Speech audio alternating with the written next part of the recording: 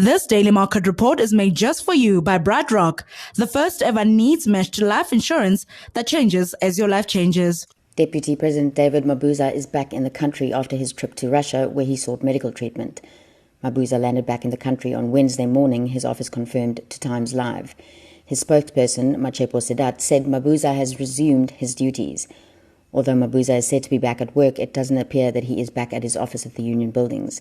According to the Africa Report, Mabuza's plane was seen on Wednesday on flight radar heading towards his home province in Mpumalanga.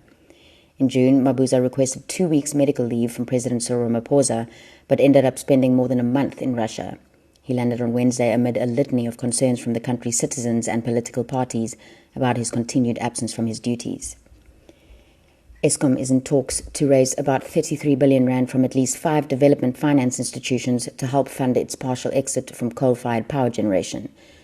The money would be used to help the company repurpose coal power plants into sites that could produce renewable energy, gas-fired electricity and host battery storage, according to a presentation made to government, business and labour union leaders and confirmed by Eskom.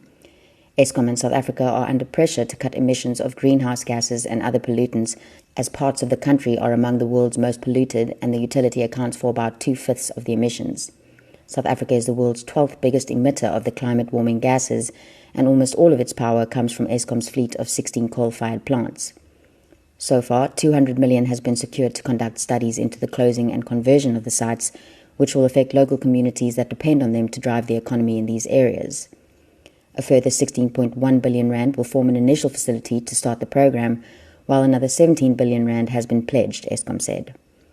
South Africa's 350 rand social relief grants will start rolling out by month end, Social Development Minister Lindiwe Zulu has announced, with applications opening this Friday. Zulu said that it is not an automatic process and urged qualifying individuals to apply. She promised that more pay points will be available for beneficiaries and that the systems have been updated. In previous cases, over 10 million applications were received, and even more expected this time.